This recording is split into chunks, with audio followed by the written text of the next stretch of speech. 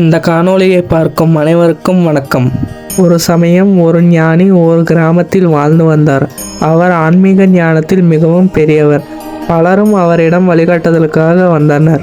ஒரு நாள் இளைஞன் ஒருவன் ஞானியை சந்தித்து, எனக்கு வாழ்க்கையில் அமைதி கிடைக்கவில்லை, நான் எவ்வளவோ முயன்றும் எதையோ குறைவாக உணர்கிறேன், என்ன செய்ய வேண்டும் என்று கேட்டான். ஞானி குளத்தின் அருகே இளைஞனை அழைத்துச் சென்றார். ஒரு சிறிய தடியை கொண்டு குளத்து நீரை கிளறினார். தண்ணீர் திடீரென கலங்களாக மாறியது.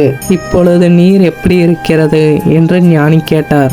நீர் தெளிவாக இல்லை, கலங்கிவிட்டது என்று இளைஞன் பதிலளித்தான். நீ எதுவும் செய்யாமல் காத்திரு என்று ஞானி கூறினார். சில நிமிடங்களுக்கு பிறகு நீர் மெல்ல மெல்ல தெளிவாகியது. பிறகு ஞானி, இப்பொழுது நீர் எப்படி இருக்கிறது என்று மீண்டும் கேட்டார். தண்ணீர் தெளிவாக உள்ளது என்று இளைஞன் கூறினான். அப்பொழுது ஞானி கூறினார், உன் மனமும் இந்த நீரை போலத்தான். உன் மனதை அமைதியாக வைத்து கொண்டால் வாழ்வில் நிச்சயம் அமைதி கிடைக்கும் என்றார்.